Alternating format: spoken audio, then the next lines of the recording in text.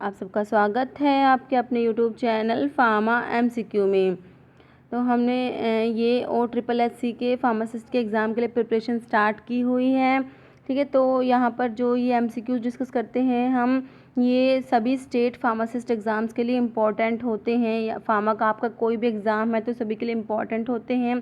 तो अभी जो है महाराष्ट्र का जो जेडपी फार्मासिस्ट का है एग्ज़ाम, उसकी भी डेट आ गई है 7 अगस्त को।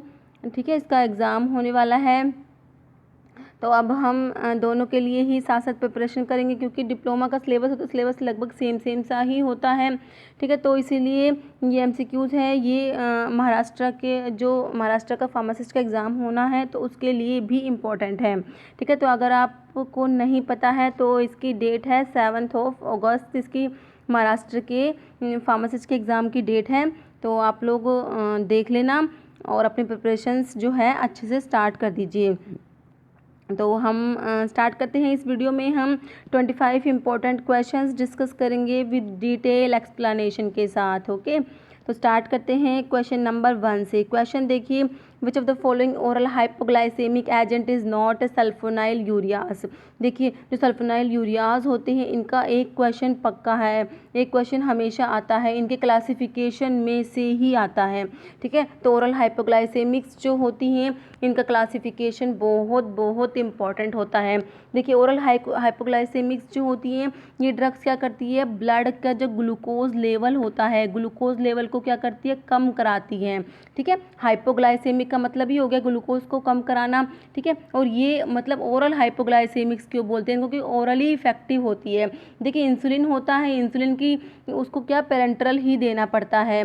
ठीक है, तो इसीलिए ओरल हाइपोग्लाइसेमिक्स क्या होती है, ये ओरली दी जाती हैं, तो इसलिए इनको बोलते हैं ओरल हाइपोग्लाइसेमिक्स। तो क्या कहते हैं, ब्लड के ग्लूकोज के लेवल को कम करती हैं। इनको टाइप 2 डायबिटीज़ मेलिटस जो होती है ना, जिसको बोलते हैं non insulin dependent diabetes mellitus भी बोलते हैं, और जिसको मैच्योरिटी ऑनसेट डायबिटीज़ मेलिटस भी बोलते हैं। ये जो नाम है ना टाइप 1 और टाइप 2 के, इसके ऊपर भी क्वेश्चन आता है कि टाइप 1 जैसे आ जाएगा, type 1 diabetes is, type 1 diabetes is. तो जैसे इंसुलिन डिपेंडेंट डायबिटीज़ मेलिटस या non insulin dependent diabetes mellitus, तो आपको पता होना चाहिए टाइप 1 जो होती है वो इंसुलिन डिपेंडेंट डायबिटीज़ मेलिटस होती है, जिसको जुवेनाइल ऑनसेट डायबिटीज़ भी बोलते हैं। और टाइप 2 जो होती है ये होती है non insulin dependent diabetes mellitus, इसको मैच्योरिटी ऑनसेट डायबिटीज़ भी बोलते हैं। तो जो ओरल हाइपोग्लाइसेमिक्स होते हैं वो हम टाइप 2 डायबिटीज़ मेलिटस में यूज़ करते हैं। ओके, तो अब देखिए, ओरल हाइपोग्लाइसेमिक्स में एक तो आता है सल्फोनाइल यूरियाज आता है, जो हमारा क्वेश्चन है ना, सल्फोनाइल यूरियाज में आते हैं कौन कौन से, क्लोरप्रोपेमाइड आता है, टोलब्यूटामाइड आता है, और आता है ग्लिबन क्लेमाइड आता है, जिसको क्या बोलते हैं, ग्लाइब्यूराइड भी बोलते हैं ग्लिबन क्लेमाइड को। ग्लिपिजाइड आता है, ठीक है, एक आता है ग्लिक्लेजाइड आता है, ग्लिक्लेजाइड आता है, और एक ग्लिमेपिराइड आता है। ये सब आप क्लासिफिकेशन में से देख लेंगे। ठीक है, तो ये हो गए सल्फोनाइल यूरियाज। और इसमें जो हमसे क्या पूछा है, which of the following oral hypoglycemic is not, कौन सा सल्फोनाइल यूरियाज नहीं है। तीनों तो हैं, लेकिन फैनफोर्मिन और मेटफोर्मिन क्या आते हैं, बाइगोनाइड्स में आते हैं। ऑप्शन 4 आपका राइट हो जाएगा। ठीक है, फैनफोर्मिन और मेटफोर्मिन किस में आते हैं, बाइगोनाइड्स में आते हैं। जो हम ओरल हाइपोग्लाइसेमिक्स के क्लासिफिकेशन में पढ़ते हैं, बाइगोनाइड्स कैटेगरी आती है, उसमें आता है फैनफोर्मिन आता है, मेटफोर्मिन आता है। ठीक है, और इसमें मैग्लेटिनाइड डेरिवेटिव्स जो होते हैं, इसमें रैपाग्लिनाइड आता है और नेटेग्लिनाइड आता है। ठीक है, थायाजोलिडिन डायोन्स में रोसिग्लिटाजोन आता है, पायोग्लिटाजोन आता है, और अल्फा ग्लूकोसाइडेज इनिबिटर्स होते हैं, उसमें आता है एकार्बोज आता है, मिग्लिटोल आता है। ठीक है, तो ये क्लासिफिकेशन बहुत ज़्यादा इंपॉर्टेंट है, बहुत ज़्यादा। तो इसका वैसे आपको पता है वीडियो भी अपलोडेड है, आप चाहें तो वो भी देख सकते हैं। जो मैंने इसका इसका क्लासिफिकेशन का जो वीडियो अपलोड किया हुआ है, आप वो भी देख सकते हैं। ठीक है, नेक्स्ट देखिए क्वेश्चन, ये हमारा क्लियर हो गया, फैनफोर्मिन इसका आंसर हो जाएगा। नेक्स्ट देखिए क्वेश्चन नंबर 2। क्वेश्चन क्या है, इंट्रावीनस आयरन प्रेपरेशन इज। तो ऑप्शन देखिए, फेरस सल्फेट, फेरस फ्यूमरेट, तो ये तो ओरली प्रिपरेशंस होती हैं। फेरिक अमोनियम सिट्रेट भी ओरल है। आयरन डेक्स्ट्रन जो होती है, देखिए आयरन की जो प्रिपरेशंस हैं ओरली तो बहुत सारी होती है, लेकिन पेरेंटली सिर्फ 2 पढ़ते हैं हम, ठीक है। एक तो आयरन डेक्स्ट्रिन जो हमारे क्वेश्चन में दिया हुआ है, एक होता है आयरन सोर्बिटन सिट्रिक एसिड कॉम्प्लेक्स होता है। याद रखें इन दोनों के नाम, आयरन डेक्स्ट्रिन हो गया और iron sorbitol citric acid complex होता है।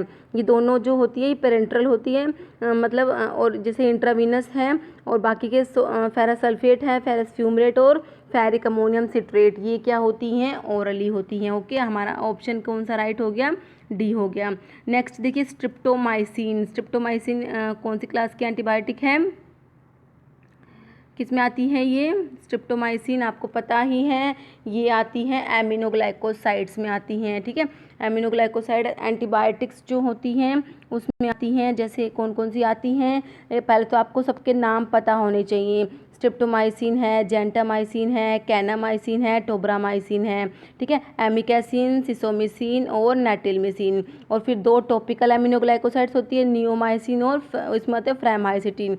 ये भी पूछते हैं कौन सी टॉपिकल है, तो आपको सिर्फ ये मैं कह रही हूँ ना, अगर आपको क्लासिफिकेशन याद है ना, तो फार्माकोलॉजी के 50% क्वेश्चंस तो आप क्लासिफिकेशन से ही सोल्व कर लेंगे, ठीक है। फार्माकोलॉजी के साथ साथ मेडिसिनल केमिस्ट्री के क्वेश्चन भी क्लासिफिकेशन से सोल्व हो जाते हैं, क्योंकि कई क्लासिफिकेशन जैसे एनसेड्स का क्लासिफिकेशन है जैसे, ठीक है, तो वो हमारा मेडिसिनल केमिस्ट्री में भी काम आ जाता है, ठीक है। तो मैं कह रही जितना अगर आपको क्लासिफिकेशन अच्छे से याद है ना, तो आपके बहुत सारे क्वेश्चन जो है सोल्व हो जाते हैं। जैसे आप पूछते हैं टॉपिकल एमिनोग्लाइकोसाइड कौन सी है, ठीक है, तो अगर हमने क्लासिफिकेशन याद किया हो तो हम उसमें पढ़ते हैं सिस्टमिक कौन सी है और टॉपिकल कौन सी है। तो ये सारी तो सिस्टमिक बताई है मैंने, और ये 2 टॉपिकल होती है, नियोमाइसिन और फ्रामाइसिटिन जो होती है वो क्या होती है, टॉपिकल होती है, ठीक है। तो एमिनोग्लाइकोसाइड एंटीबायोटिक क्या करती है, प्रोटीन सिंथेसिस को इनहिबिट करती है। तो देखिए ये जो होती है ये मोर एक्टिव होता है अल्कलाइन पीएच पे, ये भी इंपॉर्टेंट बात होती है एमिनोग्लाइकोसाइड्स की, ये अल्कलाइन पीएच पे ज़्यादा एक्टिव होती है। ये भी पूछ लेते हैं कई बार कि एमिनोग्लाइकोसाइड एंटीबायोटिक्स जो होती है कितने पीएच पे एक्टिव होती है, तो ये अल्कलाइन पीएच पे ज़्यादा एक्टिव होती है, ठीक है। तो ये क्या करती है, प्रोटीन सिंथेसिस को इनहिबिट करती है। तो स्ट्रिप्टोमाइसिन जो होती है वो 30S राइबोसोम से बाइंड होती है, और लेकिन ऑल अदर एमिनोग्लाइकोसाइड्स जो होती है वो 50S से बाइंड होती है। तो स्ट्रिप्टोमाइसिन के लिए हमारा ऑप्शन बी राइट हो जाएगा, प्रोटीन सिंथेसिस को इनहिबिट करती है by binding to 30S ribosome sub unit, ठीक है। तो इसके लिए जो है एमिनोग्लाइकोसाइड एंटीबायोटिक्स, जो सारी एंटीबायोटिक्स हैं इसका मैंने मैकेनिज्म ऑफ एक्शन का एक वीडियो बनाया हुआ है, ठीक है। आपको आई बटन में लिंक मिल जाएगा, उससे आपके सारे मैक्रोलाइड्स एंटीबायोटिक्स हैं, ठीक है। टेट्रासाइक्लिन है, ये क्लोरामफेनिकोल है जो प्रोटीन सिंथेसिस को इनहिबिट करती है। तो कैसे कौन सी किस टाइप से इनहिबिट करती है उसका सारा मैंने एक्सप्लेन किया हुआ है अच्छे से वीडियो में, तो उसका मैं लिंक दे दूँगी, आप वो वीडियो देखना, ठीक है। आपको काफ़ी उससे हेल्प मिलेगी। तो इसका हमारा ऑप्शन बी राइट हो गया। और ये देखिए इसमें है inhibit DNA dependent RNA synthesis. तो ये जो रिफाम्पिसिन होती है ना, जो किस में पढ़ते हैं आप, रिफाम्पिसिन एंटी ट्यूबरकुलर ड्रग में पढ़ते हैं ना आप, उसमें रिफाम्पिसिन जो होती है उसका ये मैकेनिज्म होता है, inhibit DNA dependent RNA synthesis. और इनहिबिट डीएनए गायरेज किसका होता है ये आप मुझे कमेंट करके बताने वाले हैं, ओके। बताना ये किसका काम होता है, ये इनहिबिट डीएनए गायरेज, ओके। तो इसका हमारा ऑप्शन बी हो गया। नेक्स्ट देखिए, which of the following is not enzyme involve in glycolysis. तो इसमें से कौन सा है जो ग्लाइकोलिसिस में एंजाइम मतलब इन्वॉल्व नहीं होता। तो इसका मतलब क्या है, आपको ग्लाइकोलिसिस के सारे एंजाइम पता होने चाहिए। देखिए ग्लाइकोलिसिस की जो प्रोसेस होती है वो पहले तो साइटोप्लाज्म में होती है, कहाँ होती है, साइटोप्लाज्म में होती है जो ग्लाइकोलिसिस होती हैं, ठीक है। इसको ईएमपी पाथवे भी बोलते हैं, ईएमपी पाथवे, एम्बर्डन मेयरहोफ परनास पाथवे भी बोलते हैं इसको, ठीक है। अब देखिए इसमें क्या होता है, ग्लूकोज, इसकी पूरी प्रोसेस तो जैसे ग्लूकोज होता है, ग्लूकोज से क्या बनता है, ग्लूकोज 6 फॉस्फेट बनता है, फिर बनता है फ्रक्टोज 6 फॉस्फेट बनता है, ठीक है। फ्रक्टोज 6 फॉस्फेट से क्या बनता है, फ्रक्टोज 1,6 बाईफॉस्फेट बनता है।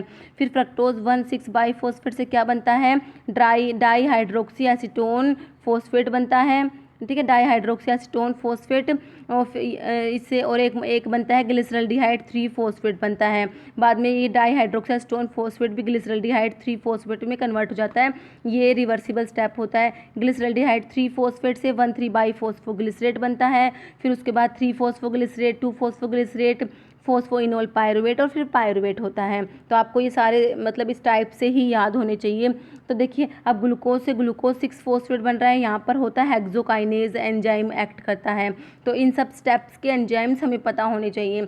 हेक्सोकाइनेज एंजाइम होता है ग्लूकोज से ग्लूकोज 6 फॉस्फेट पे, फिर ग्लूकोज 6 फॉस्फेट से फ्रक्टोज 6 फॉस्फेट में आइसोमराइजेशन होता है। तो इसमें आता है glucose phosphate isomerase enzyme act करता है। फिर फ्रक्टोज 6 फॉस्फेट से फ्रक्टोज 1,6 बाईफॉस्फेट बनता है, फोस्फोफ्रक्टोकाइनेज एंजाइम एक्ट करता है यहाँ पर। ठीक है, फिर फ्रक्टोज 1,6 बाईफॉस्फेट से डाईहाइड्रोक्सी एसीटोन फॉस्फेट बनता है, ग्लिसरल्डिहाइड 3 फॉस्फेट बनता है। तो यहाँ पे होता है एल्डोलेज एंजाइम होता है। कौन सा होता है? एल्डोलेज, ध्यान रखना है। ठीक है, फिर उसके बाद होता है जो ये डाईहाइड्रोक्सी एसीटोन फॉस्फेट जो है ग्लिसरल्डिहाइड 3 फॉस्फेट में कन्वर्ट होता है। इसमें ये आइसोमराइजेशन रिएक्शन होती है, ट्रायोज फॉस्फेट आइसोमरेज एंजाइम होता है यहाँ पर। ओके, फिर उसके बाद जो ग्लिसरल्डिहाइड 3 फॉस्फेट से क्या बनता है? 1,3 बाईफॉस्फोग्लिसरेट बनता है। तो यहाँ पर जो एंजाइम होता है ग्लिसरल्डिहाइड 3 फॉस्फेट डिहाइड्रोजिनेज एंजाइम होता है। तो फिर उसके बाद बनता है 3 फॉस्फोग्लिसरेट, 2 फॉस्फोग्लिसरेट, फोस्फोइनोल पायरुवेट और उसके बाद बनता है पायरुवेट बनता है। ठीक है, तो 3 फॉस्फोग्लिसरेट जो है उससे बना 2 फॉस्फोग्लिसरेट। तो यहाँ पे होता है फॉस्फोग्लिसरेट म्यूटेज होता है। 2 फॉस्फोग्लिसरेट से बना फोस्फोइनोल पायरुवेट। यहाँ पे एंजाइम होता है इनोलेज, जो हमारा ये इनोलेज दिया हुआ है। ठीक है, फोस्फोइनोल पायरुवेट से क्या बनेगा? पायरुवेट बनेगा। तो यहाँ पर होता है पायरुवेट काइनेज होता है। ठीक है, तो हमारा इसमें कौन सा एंजाइम नहीं आया? डायफोरेज एंजाइम नहीं आया। तो आपका ऑप्शन बी जो है राइट हो जाएगा कि जो ग्लाइकोलिसिस है इसमें ये डायफोरेज एंजाइम नहीं होता। आपका ऑप्शन बी राइट हो जाएगा। ओके, तो आप एक बार ग्लाइकोलिसिस को अच्छे से पढ़ लेना आपकी बुक में से। ठीक है, काफ़ी इंपॉर्टेंट है ये पाथवे जो है, ग्लाइकोलिसिस है, क्रेब्स साइकिल है, तो ये सारे आप अच्छे से पढ़ लेना। नेक्स्ट देखिए, क्वेश्चन नंबर 5 है। Question organ of Corti is a part of. तो ऑप्शन देखिए, inner ear, external ear, none of these या मिडल ईयर। तो जो ऑर्गन ऑफ कोटाई होता है ये किसका पार्ट होता है? इनर ईयर का पार्ट होता है। ठीक है, ऑप्शन ए हमारा इसका राइट हो जाएगा। नेक्स्ट देखिए, क्वेश्चन नंबर 6 है, मोनोसाइट्स के बारे में क्वेश्चन है।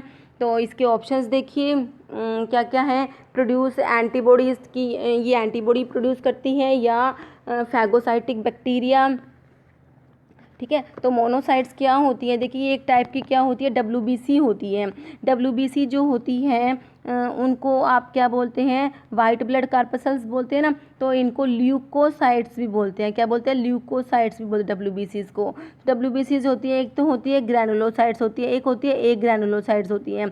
तो ग्रैनुलोसाइट्स जो होती हैं उनके अंदर आती हैं न्यूट्रोफिल्स आती हैं, बेसोफिल्स आती है, ईओसिनोफिल्स आती है। कौन कौन सी आती है?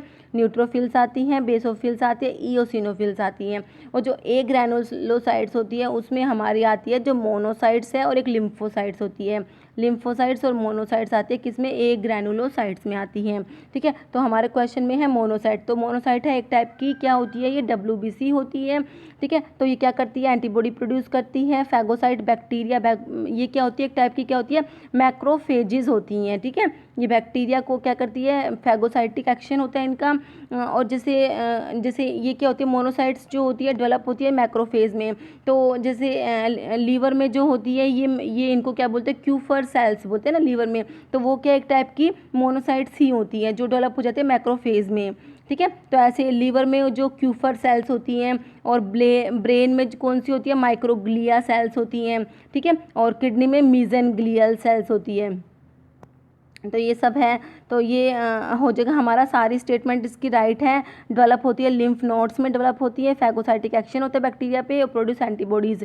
तो आपका आंसर हो जाएगा इसका ऑप्शन डी हो जाएगा। All the above statements are right. Okay, next देखिए क्वेश्चन नंबर 7 देखिए, what are the features of food poisoning. तो फूड पॉइजनिंग जो है जैसे साल्मोनेला टाइफाई होता है, क्लोस्ट्रीडियम बोटुलिनम होता है, ये जो है फूड पॉइजनिंग कोज करते हैं। तो फूड पॉइजनिंग में नोजिया, वॉमिटिंग, डायरिया सारे ही होती है, तो ऑप्शन डी आपका राइट हो जाएगा। क्वेश्चन नंबर 8 देखिए, eye drops should be issued as. तो ये तो सभी को पता है, आई ड्रॉप्स जो होती है क्या होनी चाहिए, आइसोटोनिक होनी चाहिए, तो ऑप्शन ए राइट हो जाएगा। नेक्स्ट देखिए क्वेश्चन है question number 9, choose the following solution that should be sterile when dispense. तो कौन सा सॉल्यूशन है जो डिस्पेंस करेंगे तो स्टेराइल होना चाहिए। देखिए सिरप्स में ऐसा कुछ होता है, नहीं होता। स्पिरिट्स, टिंक्चर्स, तो ये ऑप्थेल्मिक सॉल्यूशंस में होता है ना, तो ऑप्शन डी आपका राइट हो जाएगा। नेक्स्ट देखिए question number 10, question bitter taste of fennel is due to presence of. देखिए फैनल जो है इसका सोर्स क्या होता है, फोनिकुलम वल्गेरिस का सोर्स होता है। अम्बेलिफेरस की क्या होती है, ये फैमिली होती है, क्योंकि ये अम्बेलिफेरस फ्रूट होता है फैनल, ठीक है। इसका सोर्स में आता है, हम पढ़ते हैं ड्राई फ्रूट ऑफ, ठीक है। तो ये क्या होता है, अम्बेलिफेरस फ्रूट होता है फैनल, ठीक है। तो इसमें एक याद रखना आपको, अनोमोसिटिक स्टोमेटा प्रेजेंट होते हैं। क्या प्रेजेंट होते हैं, एनोमोसिटिक स्टोमेटा प्रेजेंट होता है फैनल के अंदर। और इसके अंदर जो इसके कॉन्स्टिट्यूएंट होते हैं उसमें आता है एनिथोल होता है, फैनकोन होता है, ठीक है। ये प्रेजेंट होते हैं फैनल के अंदर, ठीक है। और एक फैनल क्या होता है, कार्मिनेटिव होता है, ये भी इंपॉर्टेंट है। अब इसमें हमसे पूछा बिटर टेस्ट। देखिए ये जो फैनकोन होता है, एनिथोल तो स्वीट होता है, फैनकोन होता है पंजेंट होता है, ठीक है।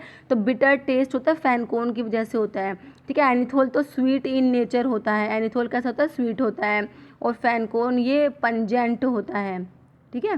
तो बिटर टेस्ट जो किसकी वजह से हो गया, ये हो गया फैनकोन की वजह से, ओके। नेक्स्ट देखिए क्वेश्चन नंबर 11, क्वेश्चन है डाइफिन हाइड्रामिन हाइड्रोक्लोराइड इज ए। तो ये देखिए एंटीहिस्टामिनिक, एंटीपायरेटिक, तो ये एंटीहिस्टामिनिक होता है, ऑप्शन ए हो जाएगा, ठीक है। एंटी थायरॉइड ड्रग कौन कौन सी होती है, प्रोपाइल थायोयूरासिल होती है, और 2 ड्रग और आप बताना, क्योंकि एंटी थायरॉइड ड्रग बहुत इंपॉर्टेंट है। कई बार ना ऑप्शंस देख के आपको बता देंगे कौन सी एंटी थायरॉइड ड्रग है, कौन सी नहीं है। एक तो होती है प्रोपाइल थायोयूरासिल होती है, और 2 ड्रग है, और वो आप मुझे कमेंट करके बताना, 2 ड्रग के नाम बताना, ठीक है। एक तो मैंने बता दिया, 2 आप मुझे बताना। नेक्स्ट देखिए question number 12, question respiratory stimulant कौन सा होता है। देखिए एक तो हम इनऑर्गेनिक केमिस्ट्री में पढ़ते हैं, एरोमेटिक स्पिरिट ऑफ अमोनिया पढ़ते हैं ना, वो भी रेस्पिरेटरी क्या होता है, स्टिमुलेंट होता है, ओके। और इसमें कौन सा होता है, ये सारे देखिए निकेथेमाइड, रेस्पिरेटरी स्टिमुलेंट्स को एनालेप्टिक्स भी बोलते हैं, ओके। तो इसमें निकेथेमाइड है, लैप्टाजोल, डोक्साप्राम, तो ये सारे ही क्या होती है, ये होते हैं रेस्पिरेटरी स्टिमुलेंट होते हैं, ओके। नेक्स्ट देखिए क्वेश्चन है क्वेश्चन नंबर 13,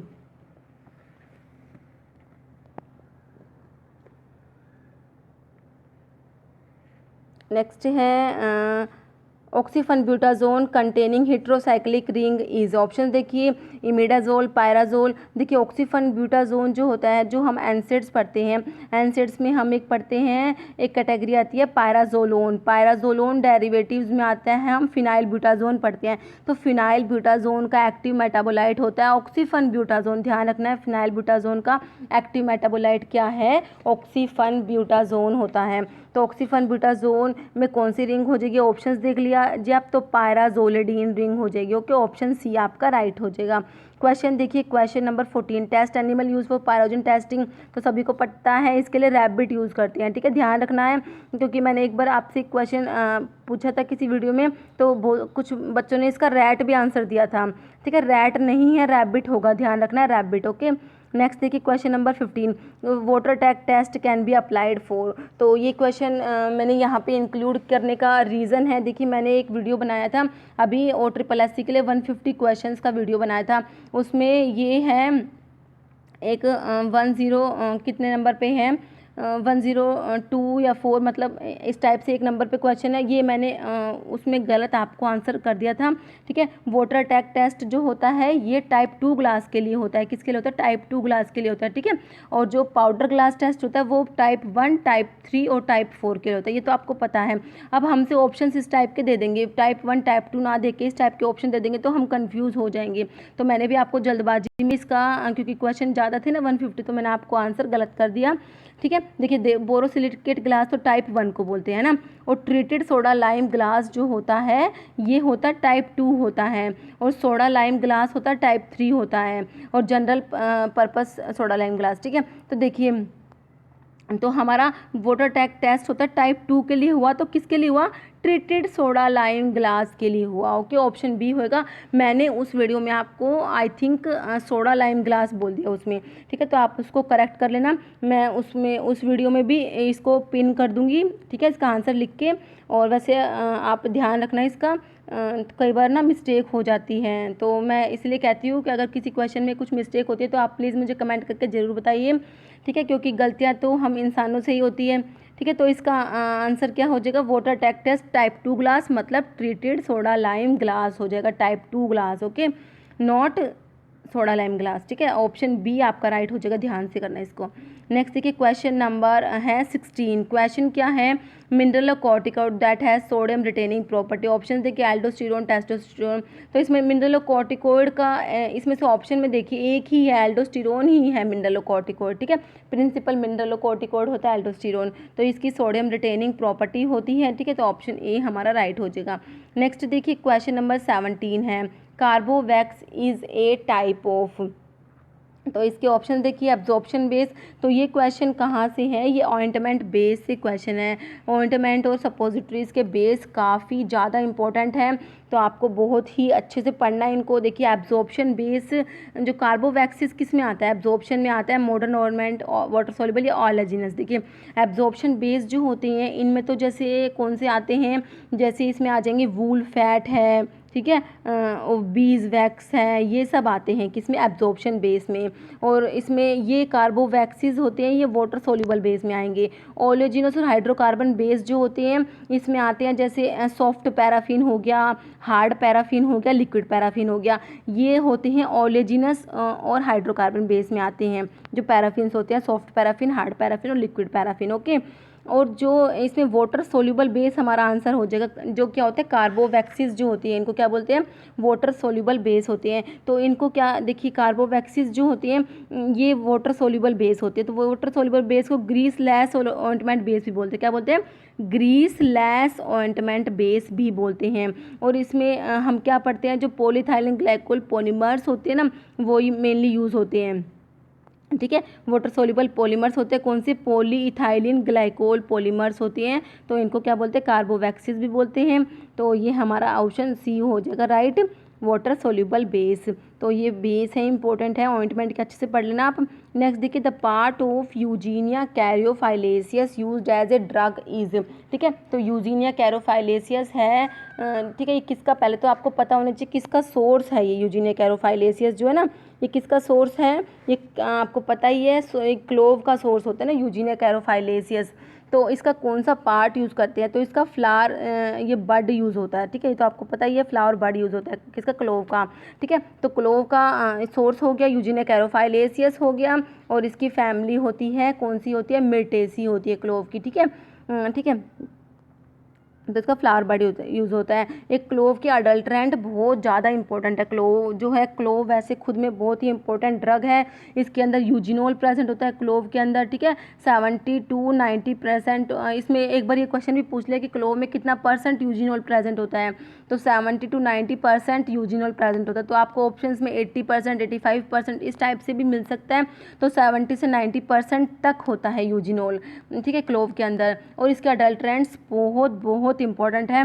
देखिए, इसमें एक तो मदर क्लोव होता है, एक होता है ब्राउन क्लोव होता है, और एक होता है क्लोव स्टाक होता है, और एक होता है एग्जॉस्टेड क्लोव। एग्जॉस्टेड क्लोव मतलब कि इसका जो वोलेटाइल ऑयल कंटेंट है उसको डिस्टिलेशन से रिमूव कर दिया गया, मतलब इसके अंदर कोई भी वोलेटाइल ऑयल प्रेजेंट ही नहीं है, ये जब वाटर के ऊपर फ्लोट करने लग जाता है, ये जो एग्जॉस्टिव क्लोव होता है, ठीक है, इसकी तो यही बात है।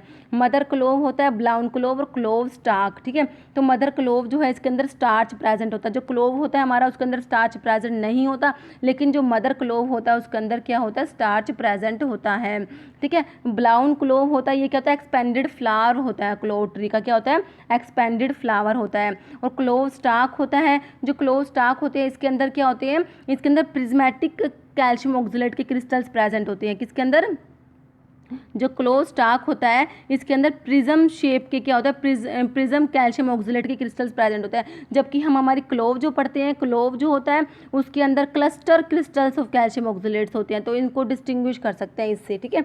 तो ये क्लोव के अडल्ट्रेंट्स है, काफ़ी ज़्यादा इंपॉर्टेंट है, इसके ऊपर भी क्वेश्चन कई बार बनता है, ठीक है। नेक्स्ट तो हमारा आंसर फ्लावर बर्ड हो गया था।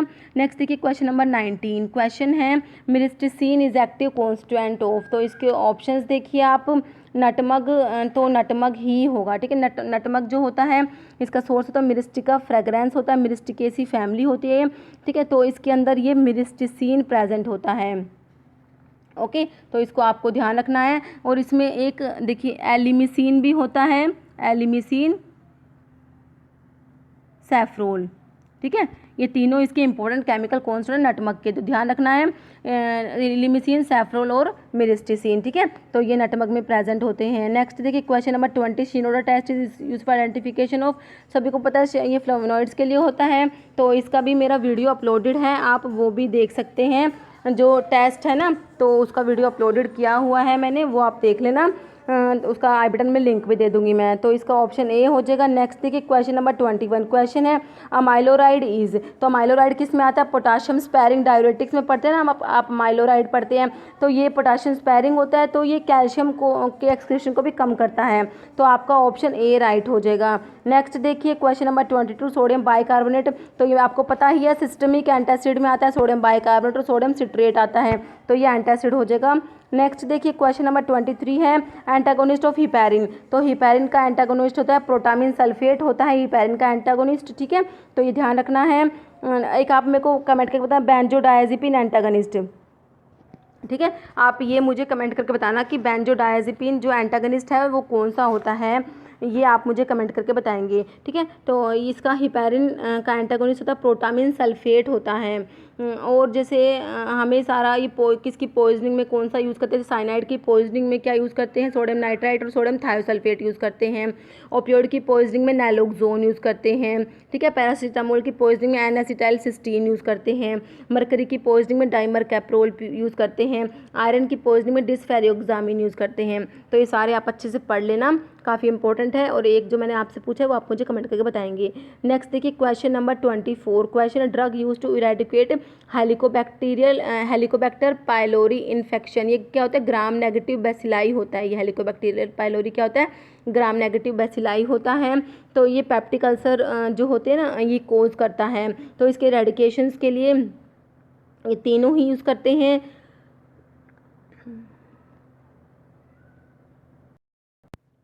इसमें ये मेट्रोनिडाजोल, क्लैरिथ्रोमाइसिन, एमोक्सिसिलिन तीनों ही यूज़ करते हैं कॉम्बिनेशन में, ठीक है। अकेली जैसे मेट्रोनिडाजोल यूज़ करते हैं तो रेजिस्टेंस हो जाता है, रेजिस्टेंस की वजह से क्या करते हैं, इनको कॉम्बिनेशन में यूज़ करते हैं। तो इसके कॉम्बिनेशन में मेट्रोनिडाजोल की जगह एक पीपीआई भी यूज़ कर लेते हैं, proton pump inhibitor plus clarithromycin plus amoxicillin, ठीक है। ये भी कॉम्बिनेशन यूज़ करते हैं। तो हमारा ऑप्शन डी राइट हो जाएगा। नेक्स्ट देखिए question number 25, which general anaesthetic inhibit excitatory NMDA receptor, ठीक है। ये excitatory NMDA type of glutamate receptors होते हैं, ठीक है। जो ग्लूटामेट और एस्पार्टेट होते हैं ये एक्साइटेटरी होते हैं, गाबा और ग्लाइसिन जो होते हैं वो इनहिबिटरी होते हैं।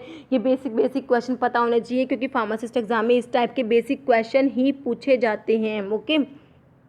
तो इसका आंसर क्या हो जाएगा आपका, ये कीटामिन हो जाएगा। नाइट्रस ऑक्साइड होता है एक तो, और एक कीटामिन होता है। इनका काम क्या होता है, ये क्या करते हैं, इनहिबिट करते हैं excitatory NMDA type of glutamate receptors, ठीक है। तो आपका ऑप्शन डी इसमें राइट हो जाएगा। तो अब एक क्वेश्चन, इसका आंसर आप लोग कमेंट बॉक्स में मुझे बताएंगे। क्वेश्चन है which of the following is CLO glycoprotein. Option देखिए हिपैरिन, एड्रेनलिन, इरिथ्रोपोइटिन या सीरोटोनिन, ठीक है। तो इसका आंसर आप लोगों को कमेंट बॉक्स में बताना है। तो इस वीडियो में इतना ही। आपको वीडियो कैसी लगी मुझे कमेंट करके ज़रूर बताना। अगर अच्छी लगी हो तो वीडियो को लाइक करना, शेयर करना, और चैनल पर नए हैं तो प्लीज़ चैनल को सब्सक्राइब जरूर करना, क्योंकि इस टाइप के एमसीक्यूज़ हम यहाँ पर डिस्कस करते हैं और ये सभी फार्मासिस्ट एग्ज़ाम के लिए इंपॉर्टेंट होते हैं। Okay, thank you.